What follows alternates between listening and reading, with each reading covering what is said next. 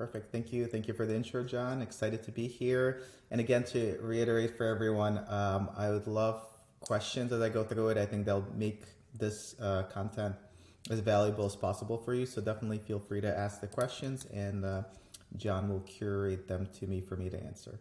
So with that said, let's jump in. Today we're going to be talking about ChatGPT. I know it's been a very, very hot topic, something that's really grown very quickly, and I think is revolutionizing a lot of the things we do. So I'll go through a quick about me slides just so you see where I'm coming from, and then I'll jump into the actual content. So that's actually me on the left side in the early 90s. So I've been involved with the tech space for a very, very long time. I started one of the first web hosting companies, T35 Hosting, which predates Google by a couple of years. And I've been running SmartSites with my younger brother for 11, 12 years now. We're a full service digital agency. We have 400 full-time employees, thousands of clients, and we do a lot in the digital space. Literally everything from making websites, SEO, pay-per-click, social media. We don't, obviously, we're not a ChatGPT company. And my connection to ChatGPT and the content I'll be presenting to you guys today is literally the research I've done for my own company. So as it really came out only a couple of months ago, we're always on the lookout for new technology and to do things better and more efficiently.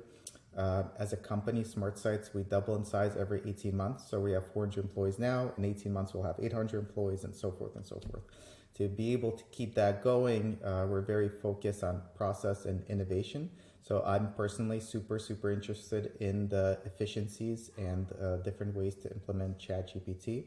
So the slides I'll be going over with you guys today is from my own personal research and how I found it to be useful, and from what I've recommended to dealerships of how they could implement it to make their marketing more efficient. Cool. Let's begin. So today we're going to cover the history of ChatGPT, which will be very short since it's only been out a couple of months in the form that you guys are familiar with. I'm going to cover ChatGPT for SEO, which I think is one of the greatest ways to utilize it. ChatGPT for social media, for PPC, and then I'll leave you guys with some tips and tricks of how you could get the most out of ChatGPT. So with that, we begin with the history of ChatGPT. So ChatGPT started very, very recently. So recent that a book that I wrote in November that's only about to get published now barely has any mention of it because it didn't exist in November. How crazy is that? That literally in November, and I think I finished the book the last few days of November around Thanksgiving. ChatGPT did not exist. And you could see it here. Not only did it not exist, this is Google Trends of what people search for on Google. It had such a little existence that not a single person was searching for it on November 20th, 2022, right? To go from that to such a huge phenomenon over a couple of months, I think is really mind-blowing. And I have, where's my next slide? I have this slide here to really show how fast it's grown. So this is, there's a lot of information here, so let's take a couple seconds to digest it, but this is the time to reach 100 million users. So Google Translate took 78 months, Uber took 70 months, and you go all the way down. Even hyper-growth platforms like Instagram took 30 months to reach 100 million users. And even before it did, Facebook bought it for $1 billion, right? That's the kind of trajectory Instagram had, and everyone thought it was the fastest ever. And then we have TikTok, who reached 100 million users in 9 months. ChatGPT actually reached 100 million users in 2 months. And as opposed to some of the other platforms, ChatGPT is very advanced, right? It's not like a TikTok that like your 9-year-old or 10-year-old will download and scroll through, right? To be able to sign up and use ChatGPT, it really isn't as easy, simple, and it's not. I don't think you have like 9 and 10-year-olds using it, right? So for ChatGPT to reach 100 million users in 2 months really shows how powerful it is and the possible applications of it.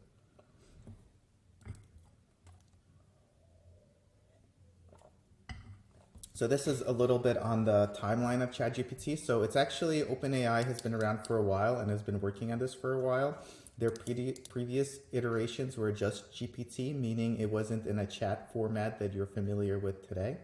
ChatGPT in the format that you guys are familiar with and that it became so popular was only introduced roughly in December of 2022. And then ChatGPT 4, which it really is many times better than the previous iteration, was actually just released in the last couple of weeks. So that's how fast moving all this is, right? All of this company has been working on this for such a long time, but the actual application of it via chatbot format is all very recent. And the only reason I point that out is it's super important to stay on top of it because it's changing so rapidly to a point that if you're still using ChatGPT 3.5, which is what most people are using, it's a lot worse than ChatGPT 4, which just came out. And I have a slide, I think, here comparing it. All right, so there's a lot going on the slide. I tried to consolidate as much as I could into a comparison of the default ChatGPT that most people are using versus 4. I think the most relevant is the graph on the right side. So if we take a little bit of time to digest it. So on the right side is major exams, like you have the LSAT, right? You have like the bar exam, SAT math. So what you're seeing in the blue lines that you're seeing is the score ChatGPT 3.5 received. So that's the ChatGPT that most of you guys are familiar with and are using. What you're seeing above it, the green lines, is actually ChatGPT 4, which just came out. So ChatGPT 4, for example, if we take SAT math, the default one scored like 63%, right, on SAT math. The new one that just came out scored 90%. So that's honestly the best representation of how much better it got. Right now, to be able to use ChatGPT 4, you actually have to subscribe to ChatGPT Plus. So by default, if you go to OpenAI and you use ChatGPT, you're using the default one. If you upgrade to ChatGPT Plus, which is $20 a month, that's how you get access to the new one with much bigger parameters. And you could see it's 117 million parameters versus 1.5 billion. For most of you guys, you'd be okay with the free one, and the examples I'll go through with you guys today are all from the free one, and I did that on purpose because in most cases I think it's sufficient for everyone. But if you do want to push the limits and really do much more complex stuff, the $20 a month is more than worth it for the higher end edition. And the last slide, which is not really the history of ChatGPT, but I thought it was relevant to put in here, is my heading got chopped up a little bit, but the hottest new programming language is English.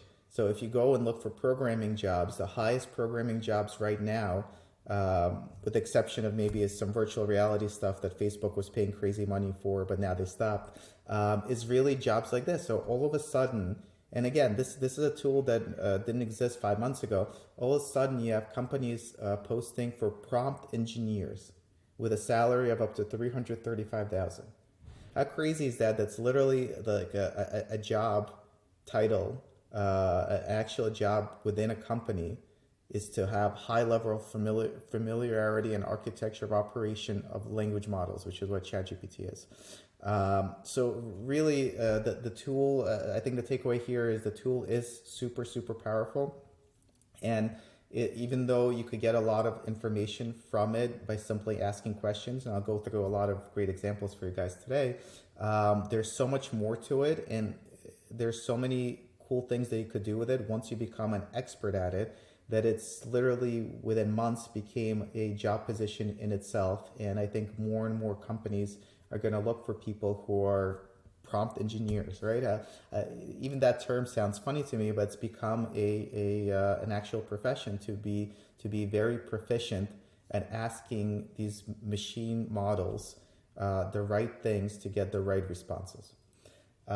With that said, the rest of the presentation, I'm going to actually walk you through the examples of how you use it and the applications of it. I go very quickly and I tend to talk very quickly.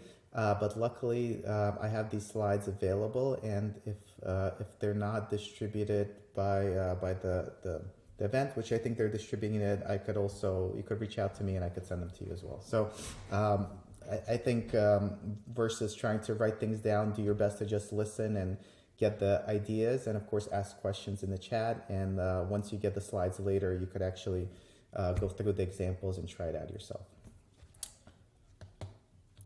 Perfect. Perfect. Perfect. Yes.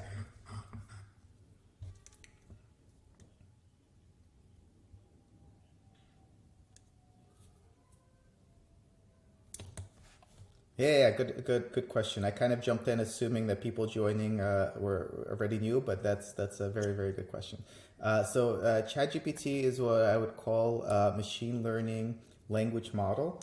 So if we go back to the history, it's something OpenAI has worked on for a very long time, and ultimately it's a huge data set of information that OpenAI has preloaded into a AI machine learning model, where it's able to use this repository of information to actually answer your questions and complete tasks for you. I'll go through the negatives a little bit later in the presentation, but one of the biggest limitations is the data is a static data set that's through September of 2021, I believe.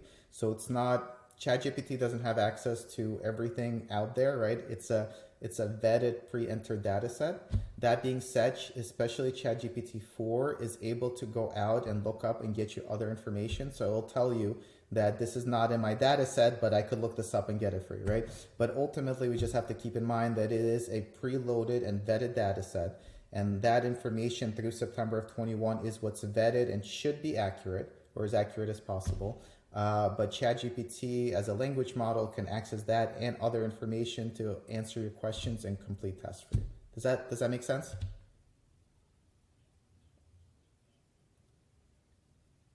Exactly.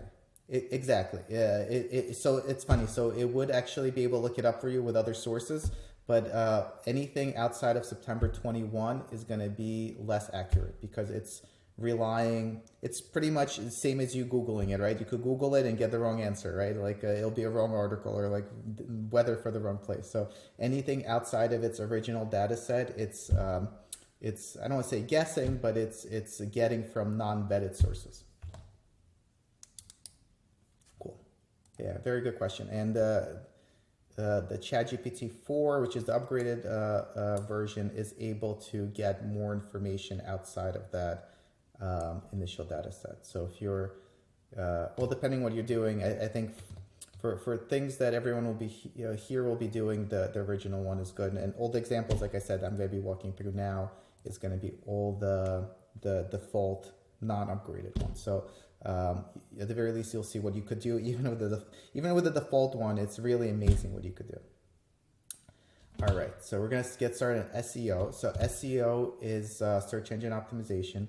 It's ranking higher on Google organically, as opposed to pay-per-click, which is where you're paying per click. So I think I have a screenshot of that. Perfect. So in this example, just so we're level set and everyone knows what we're talking about, the search here is Porsche dealership near me. So when someone goes on Google and does this search, the top box represents your Google Maps results, otherwise known as Google Local Pack within the SEO community. The bottom is Google localized organic results. So I do a 2-hour keynote on SEO that I try to compile here into 5 slides to kind of give people, because not everyone is really clear on how SEO works, and in the industry it's very often sold as a mystery box. You pay for SEO and something happens, you get more traffic. So I apologize if I go quick, but I'm going to condense what influences search rankings for you guys in 2 or 3 slides. And again, you'll get these slides after, so you could go into more detail and of course follow up with me if you have any questions. So again, before we jump in, this is your typical search results. So none of this is paid ads. This is organically what comes up on Google Maps and organically what comes up in localized organic results. These are the ranking factors of what determines each one of those. So a lot to digest. Again, this is like a full 2-hour keynote on SEO. I'll have a quick takeaways for you guys later. I just wanted to go through this before we jump into how ChatGPT could help you with SEO. You first have to know what you're trying to influence, right? So on your right side is a local pack finder, which is Google Maps.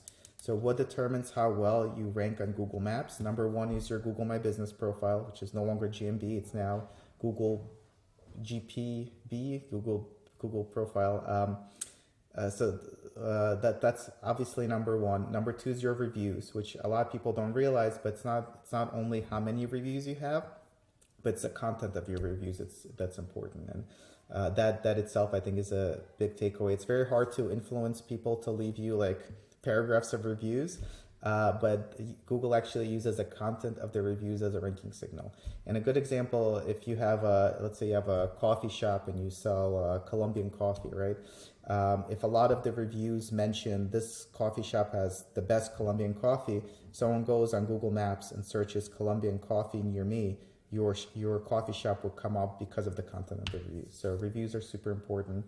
And then you have on-page links, which I'll go over a little bit more detail in a minute. And then behavioral citation and personalization is a lot lower. So behavioral is how they interact with your content. Citations are third-party directories, so the Yelps and everything else of the world. And personalization is the hardest to influence because that's if you have a Spanish keyboard and your site's in Spanish, you'll rank higher, things like that. So Google Maps usually not the trickiest to influence, but you really don't have as many levers, although on-page and links are still the biggest ones. Local organic, so that's a content below Google Maps. So the most important ranking factors on page, and number two is links. On page is technical things, so your website has to have all the proper metas, titles, Google has to be able to index it, right? But after that, it's a quantity and quality of your content. And this is where ChatGPT will come into play, and I'll give you guys great examples. Number two is links. So links are other websites linking to you. According to Google, you can't buy these links. They don't encourage you trade links either. So they want websites to link to you because you're authoritative, and then the more websites that link to you, the more authoritative you become. So just to compare, if you have a site that everyone talks about, is very popular, CNN and Fox News has articles about it, Google knows you're authoritative because those sites link to you and they'll rank your content higher.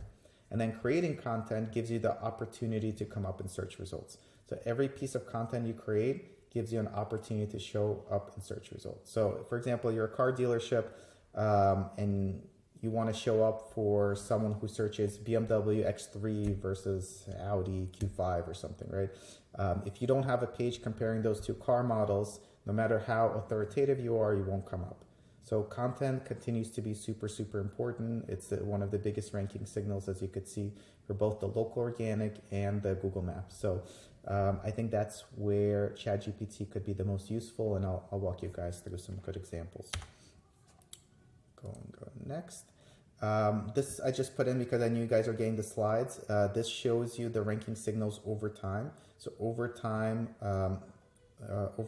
links and on page, these are the top two, the gray and the yellow. The things I just mentioned continue to be the most important over the last couple of years, and will continue to be more and more important. And this is your Google Maps profile. So here your Google My Business profile became a lot more important. Everything else became a lot less important. This is when Google in 2017 started really focusing on building out the Google Business profile, and they started using signals from Yelp and other places a lot less because they focused on their own product. I'll leave this, guys. There's a lot to digest. I'll leave this to you for you guys to review when you get the deck, and I'll really just focus on the ChatGPT stuff because I think that's where the value add is. And here's the checklist again of the most important ranking factors. All right, so we're gonna jump into how you could actually use ChatGPT. And again, you don't have to write these down. You'll get the slides and you'll look through them. So these are actual examples and actual prompts that I went through a couple days ago to really give you guys an idea what you could be doing. So the first use case I have for you guys is page ideas, right?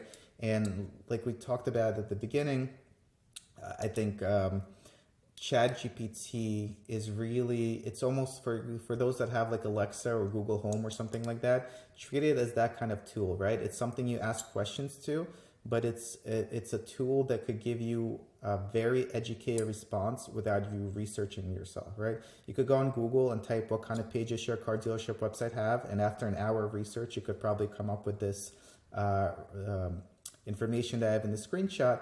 But here, it literally, you ask it and it'll instantly give you the answer. So in this case, the takeaway is it'll help you come up with the pages that you should have on your website in case you don't have them now. Right. So for example, I asked ChatGPT the top 10 pages that a website should have, a car dealership website should have. Of course, new cars, used cars, specials. But as you go through it, maybe you don't have one of these, right? Maybe you don't have the about page providing information about the dealership history. Does your website have a test drive page, right? According to ChatGPT's data, it's in the top 10 most important pages and something that users look for when they go to your website. So the first use case is to think about page ideas of what you should have on your website. And you could prompt it to give you the top 30 pages or top 20 pages, or you could say, what pages should a dealership in New Jersey have, and really challenge it to use all its data set of information to give you the answer. I'm going to pause right here. Any questions with this? Yeah. Good question. It might respond with it. So I've yet to see it say no, right? But there's like a whole community now of like trying to like get it to go outside of its boundaries, and people are really testing the limits because it really is AI model, right? There's no one controlling it. So I think ultimately it might tell you that most automotive websites don't have 100 different pages, right? It'll probably respond with something like that. But it's the response you get back is usually very informational and can help you ask a next question after that.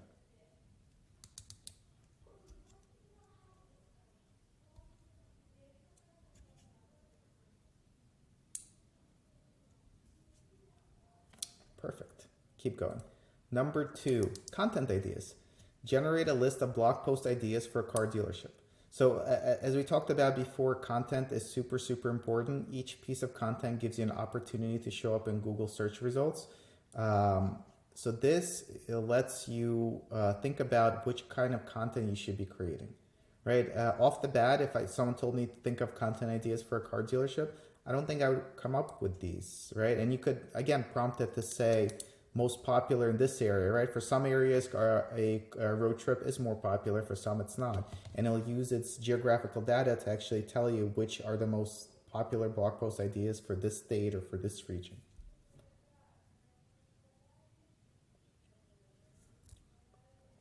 Yeah, I just read it. So you want I could read it out, or you want to read it out? I'll read it out. So the question is, if you have ChatGPT write SEO blog content for your website, can Google flag those articles as AI generated and it harm your website? So very great question. So what's funny is, so when I was actually writing my book in November, which should be out soon, ChatGPT was just on the radar, and I included a couple sentences because it was barely on any radar. And at the time, my opinion was that Google would penalize for it, and Google would identify the content. So Google itself, now they came out with BART and everything, but for people that know Google's history, Google has invested a lot of money in AI and machine learning, and they bought the DeepMind model that was probably the most famous artificial intelligence model. So they could easily identify which content is made by ChatGPT or automatically created content, let's say. So I want to say for the longest time, but it was probably 2 months before Google clarified it, I, along with the rest of the SEO community, was under the impression that Google would penalize for it. Google actually came out, I think it's my next slide, so that's perfect gateway. Google actually came out with a clarification on February, which granted it was 2 months ago, and I think they could easily change their mind, right? But their clarification on this is we will reward high quality content however it is produced. So what that means is that they are saying they will not penalize for it, right? But at the same time, they're saying that they'll continue to focus on their EAT algorithm, or its expertise, authoritativeness, and trustworthiness. So a couple of takeaways. So Google will not specifically penalize for it, although I'm certain Google knows when the content is created by artificial intelligence, right? They will still value the expertise and authoritativeness and the other factors, which means if you all of a sudden generate 3,000 AI created pieces of content on your website, is it going to do well? Probably not, right?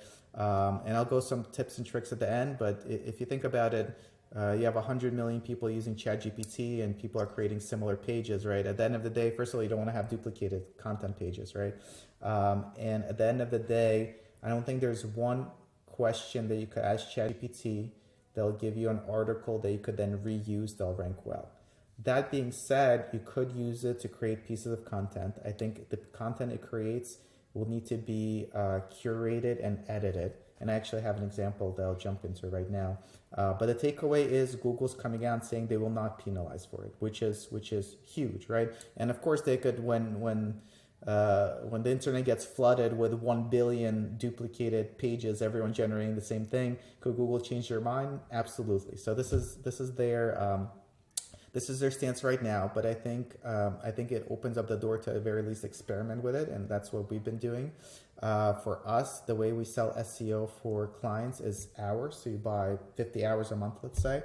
So by using ChatGPT, the idea is we'll be able to create more content within the same hours and provide more efficiencies for our clients. So that's our takeaway for it. Right now, we're not fully using it for anyone. We're just experimenting with it. So we're trying out creating some content and then taking bits and pieces and rewording it and editing it and using that as the content, as opposed to just having it spit out. But ChatGPT could also use their API. So in theory, you could, with their API, generate tons of content, but I personally don't think it will rank well. And from the experiments we've run, it has not ranked well. That being said, here's an example content idea, which to use ChatGPT, and I put 3 stars at the end of the content.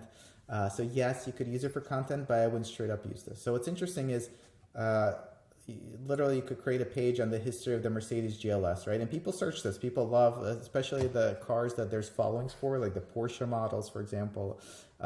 There's a lot of following and there's a lot of people searching for history of this model, history of that model. ChatGPT was able to generate this for me in 3.5 seconds, I believe, or whatever it was. To actually, ChatGPT 4 type slower now intentionally, but within a couple seconds, and it's pretty good, right? If you read through this, the Mercedes GLS as a luxury SUV has become popular choice. It's not too wordy, not too concise. It has accurate information. It goes through the actual history of it. 2012, it was given a mid-cycle refresh, right? For you to put this together yourself would require a good amount of research and looking things up. But at the same time, I wouldn't just take this page and just throw it on your website and hope it ranks. I think it would need to be curated along with other content and then kind of spliced together, edited, make it more call to actions, maybe interlink other pages on your website, right? But at the very least, I think it's a very good tool to research content pages. Like if you're going to write a page on your website about the history of Mercedes GLS, this is probably a very good start to all the information that you need to cover.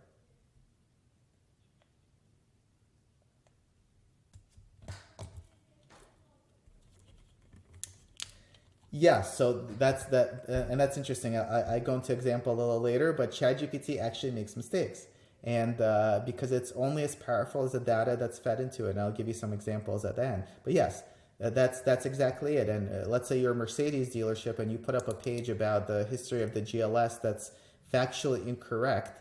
Mercedes is not going to like that, right? Especially if it does start ranking and someone from Mercedes comes across it, and you could get like a strike, you could get a violation for it. So that's exactly it. So I would use it as a framework for creating content, but I wouldn't use it to just generate content through on your website. You would still need someone to actually validate the information, and I think curate it and edit it. And there was a question, does this remain true for Bing? Bing hasn't come out and said anything publicly about how they will treat SEO content that's machine generated. But given their track record, I think they will mirror Google's stance until Google changes their mind. All right, let's keep going because I have a lot more cool stuff for you. So this is interesting, and I'll go through some tips at the end.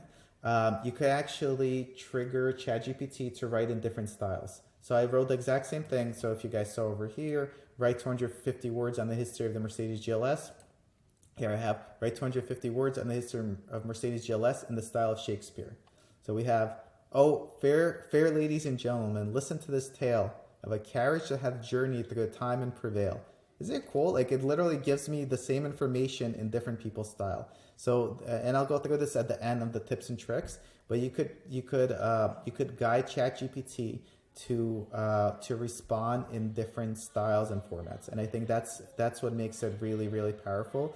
And that's why there's positions now of ChatGPT operators, right? Because the power comes in knowing how to get the right information out of ChatGPT. I keep going. Link building, cool. So the other piece that we looked about was link building, and ChatGPT is not as helpful on link building, but it could be used, literally could be used for everything. So the question I asked here is, what are the most popular local automotive directories in New Jersey? So you would ask this question if you want websites to link to you. You're a New Jersey dealership.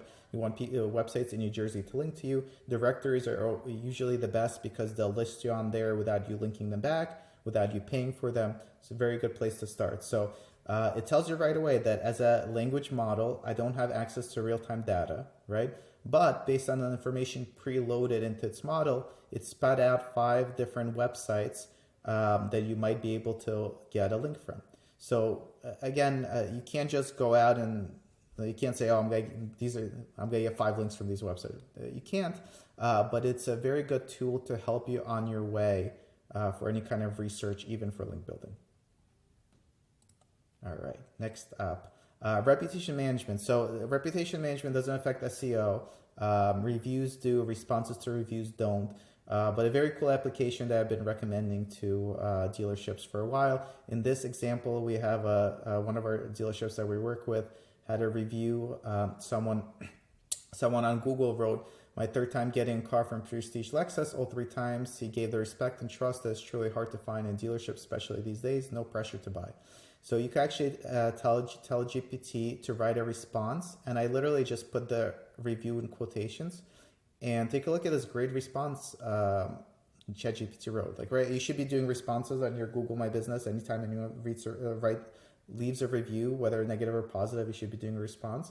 But I don't think I could have written a better response if someone told me you have 4 hours to come up with a response to this review. I don't think I would have come up with a better response, right?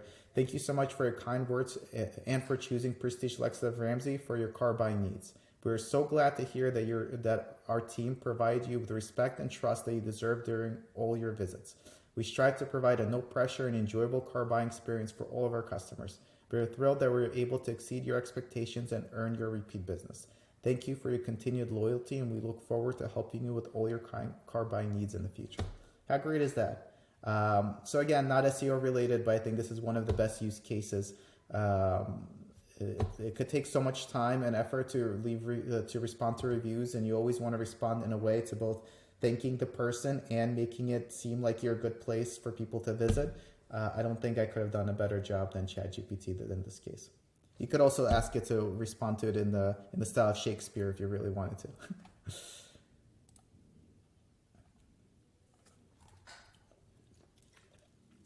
So it won't be. So you put in your actual review. So in the response, it literally mentioned that I'm glad that our team provided you with the trust that you deserve during all of your visits. The reason it said all of your visits because the review said I visited 3 times. So it automatically uses the context of the review to respond. So it'll always be different. And literally, even if like the review itself had 5 different words, so the response would have been completely different. It uses the context of the review. So that's what makes it so powerful. Because I see a lot of dealerships just copy pasting the same response. This is like a million times better. And again, this is the free model. This is not you don't even have to pay $20 a month for this. This is the free ChatGPT.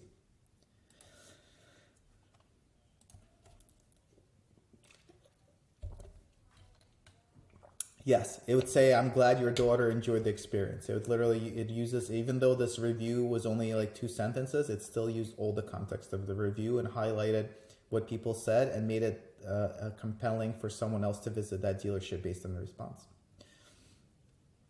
So super powerful.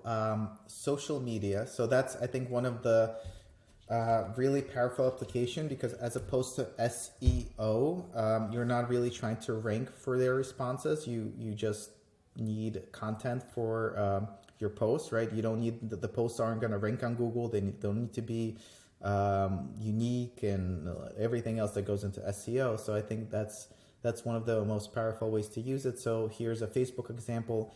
Write 100+ words worth of Facebook ad copy for a car dealership in the New York City area. Include a call to action. And again, the reason why there's positions for prompt engineers is because you literally need to know exactly how to ask ChatGPT what I just asked. So what did I ask? I asked for over 100 words, because anything under, if this was like 2 sentences, it doesn't look good on Facebook, right? Facebook, you need more copy. I asked for a car dealership in the New York City area, so it's specific to the area where your dealership is.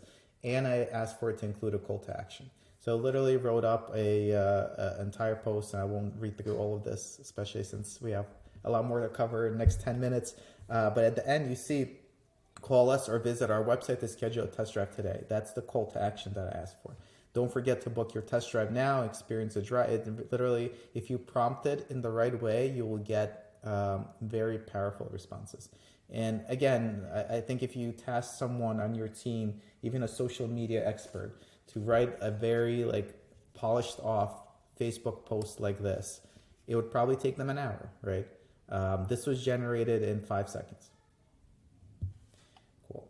Next up, Twitter. So all social media is different, right? You don't want to post what we just posted for Facebook on Twitter. And again, the trick is to really know how to prompt ChatGPT. In this case, I asked it for write 5 funny tweets about working at a car dealership. And this could be used on other social media platform too, but this kind of stuff just lends itself better to Twitter. Just sold a car to a customer who thought a manual transmission was a type of stick shift. Right? And then it has the proper hashtags to it. How cool is that, right? You need someone really familiar with automotive hashtags to be able to put these together. And let's say you want to do 5 tweets a week, right? There's your week of posts that was generated in 5 seconds. Very cool stuff. One more social media for you. So TikTok. TikTok is obviously all about hashtags, and although you could Google it, the results that come up may not always be best, and they have ads, and who knows if they're good or not. So again, ChatGPT will tell you that I don't have access to real-time data, right? So right now it's going outside of its data set to really try to get this information for you. But the question I asked are were the most popular hashtags for automotive on TikTok.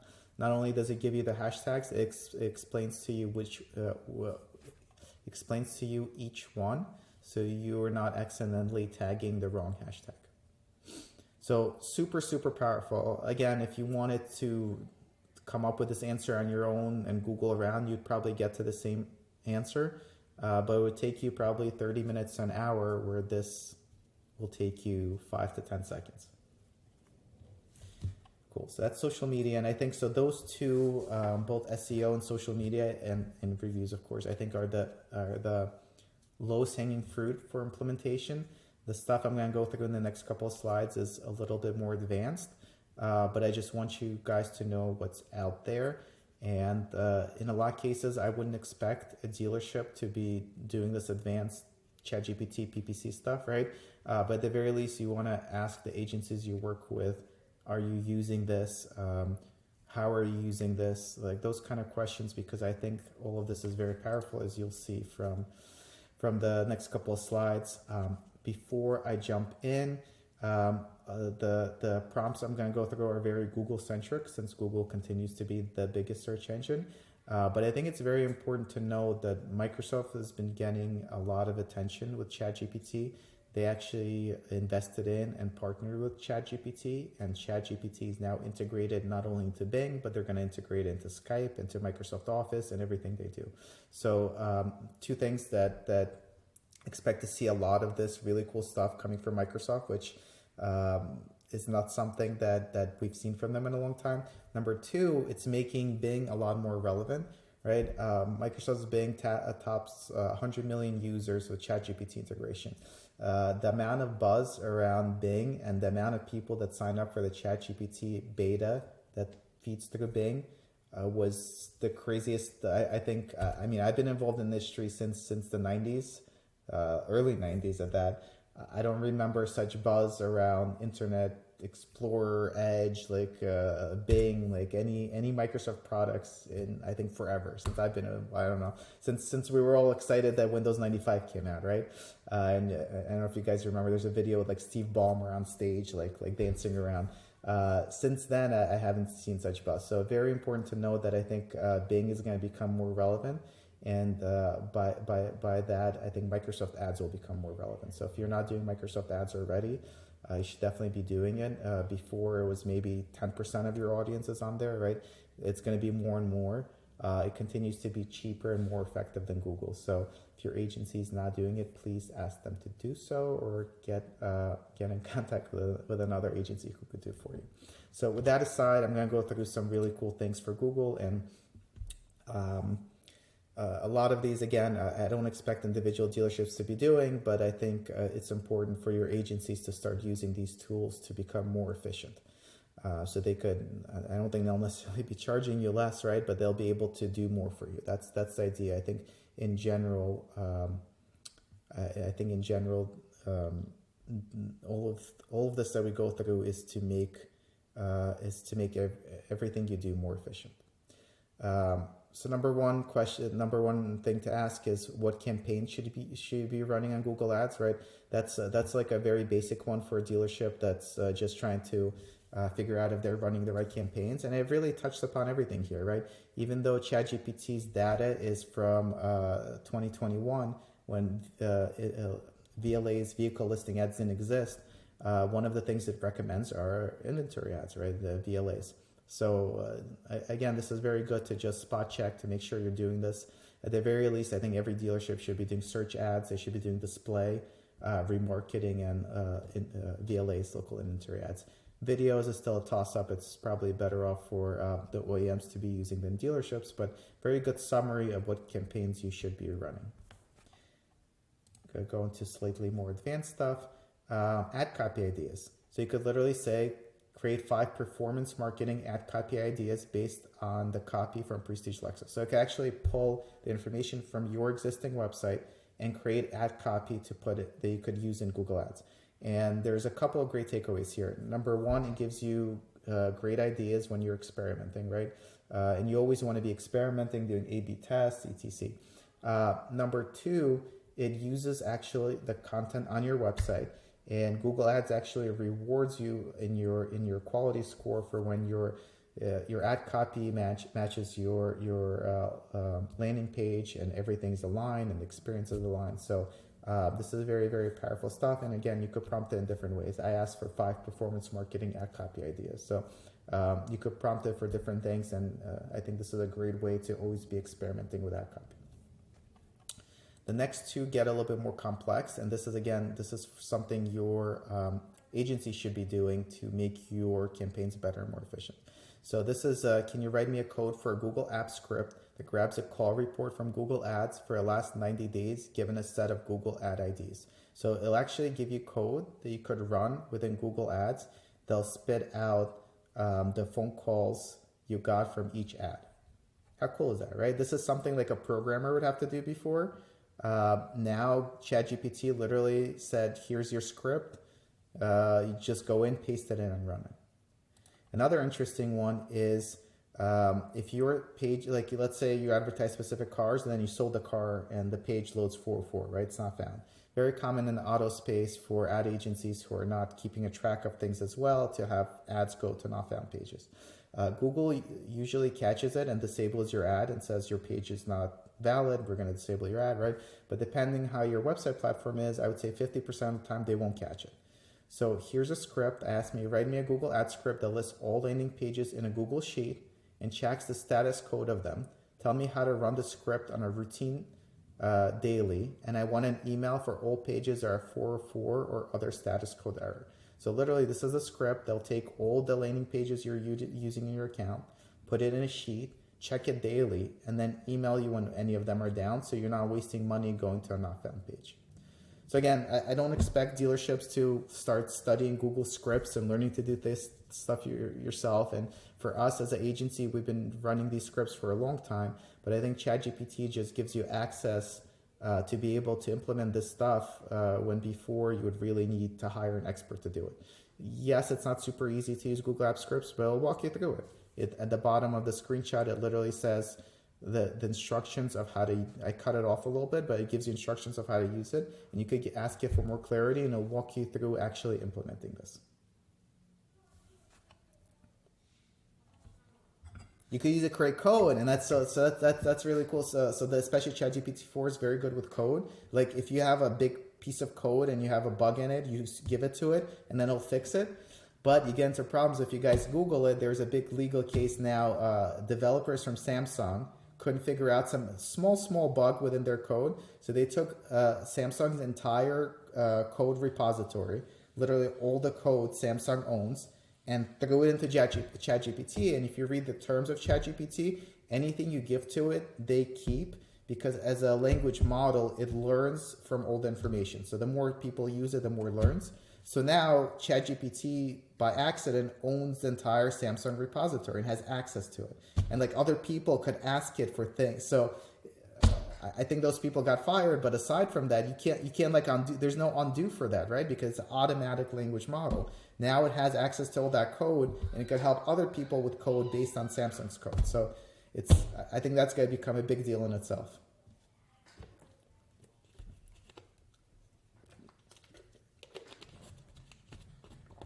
It keeps all the information and it teaches itself from those questions, and it'll be able to use stuff that you taught it for other people.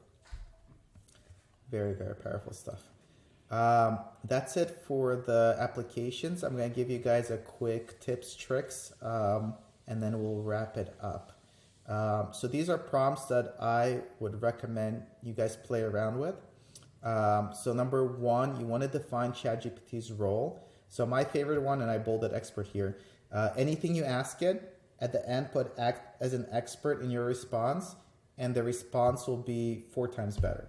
So by asking it to be an expert, it actually digs through a lot more data. The response is slower, but it responds in a much better way and uses a much bigger data set in the response. So I think that's the most powerful one.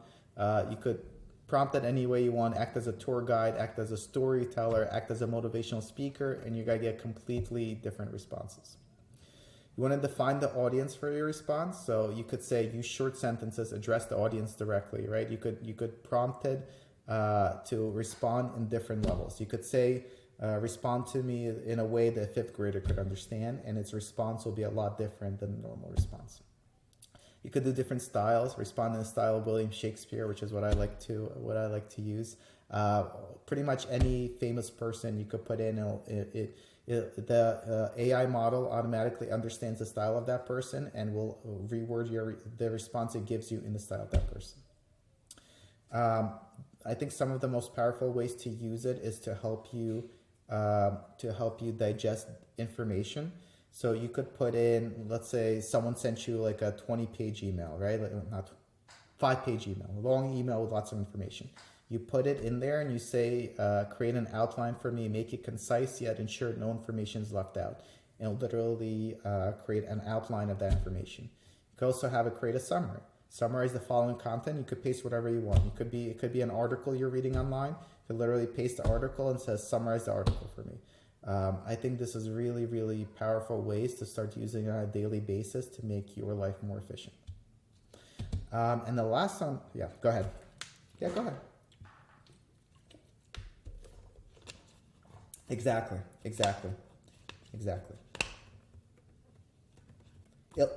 It'll now own that prompt, but in most cases, like, you don't want to put anything proprietary in there. like if Mercedes just sent you a new press release that says do not disclose anywhere, maybe you don't want to paste that in.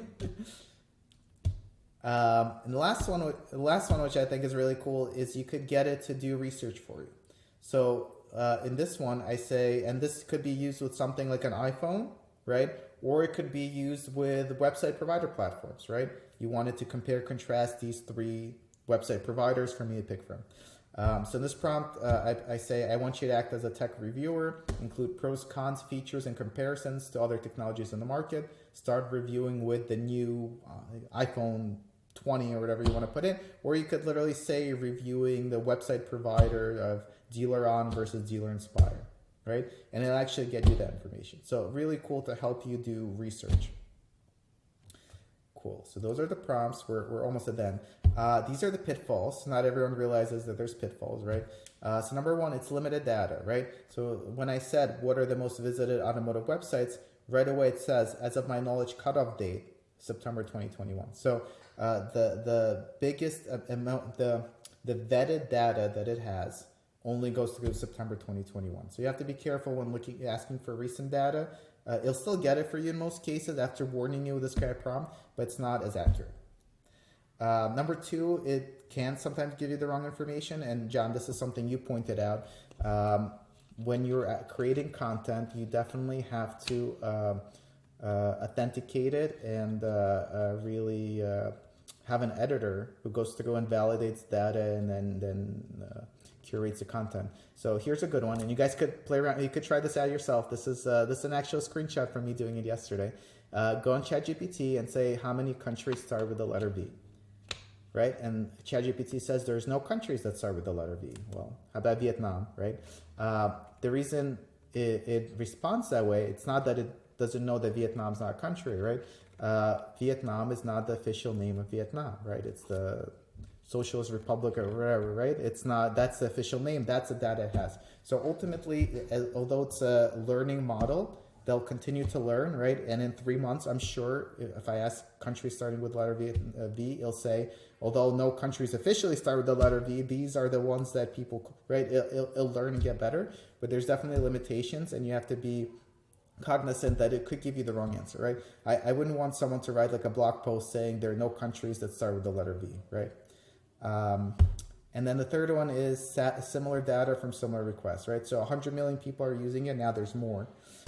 If everyone goes out and copies my idea of write me the page of the history of the GLS, there's going to be 100 million pages on the history of the GLS that all read very similar and that Google won't rank.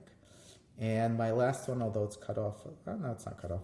My last one is human touch is still golden. I think it's still super, super important to curate, edit, and quality control all the content you get from ChatGPT and even the responses in a lot of cases. Yeah.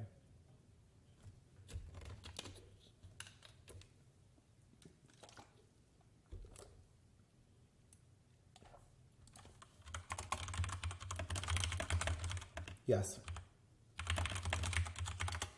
Yep, exactly. My other 2 quick takeaways, I know we're approaching an hour now. Next steps, go experiment. So I just saw a question of how do you actually use it. If you Google it, the company is OpenAI, but if you Google ChatGPT, I think you'll get to the page that you could use it. Definitely go and experiment. That's the best thing you can do. Even if you wind up not using it in your day-to-day, it'll give you a lot to see how it works and what you could be using it for. And my other big one is if you want to use it in your marketing and what you do, my honest best advice is to partner with an agency or someone that is already using it to make your PPC, SEO, social media better, right? You could use it yourself to some extent, but there's, and I put the job post in here again, there's a reason. I mean, Anthropic, I think is the company. There's a lot of companies hiring for these jobs. There's a reason they're paying $335,000, right? There's a reason it's not $50,000, right? To be very, very good at getting the correct responses and figuring out how to use that content in the best way, you really have to be an expert at it. I think what's so powerful about ChatGPT is that anyone could use it and anyone could get basic data from it.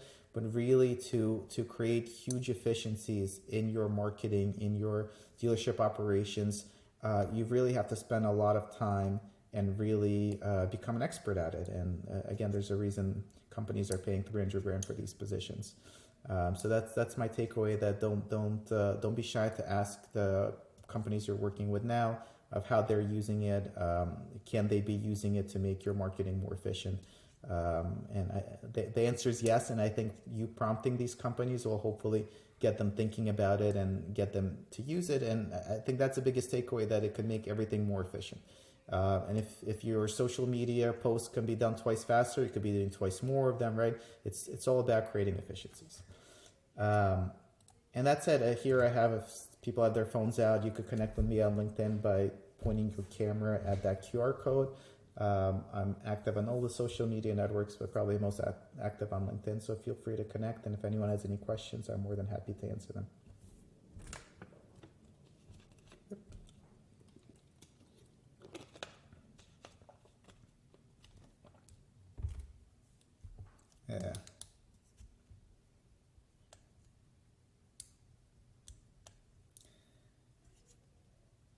Yeah. No, that's a good question.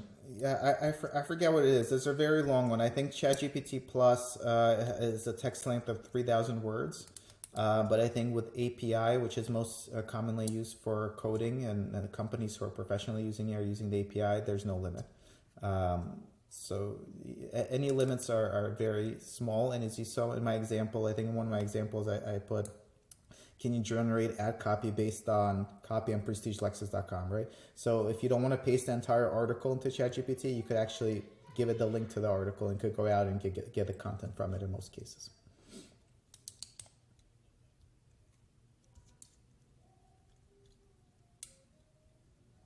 Yes.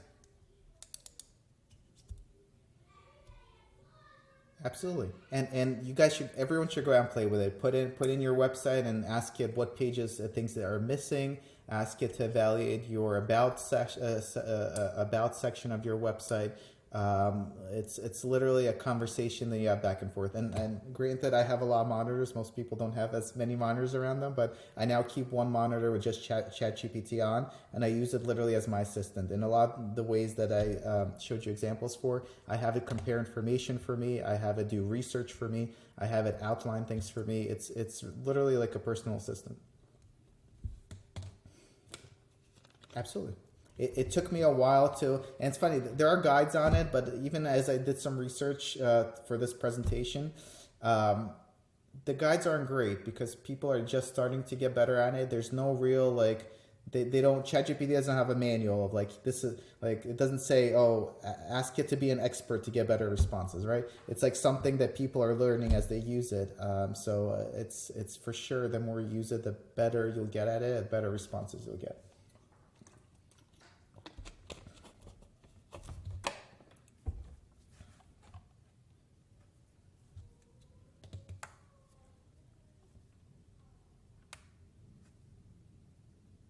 SmartSites.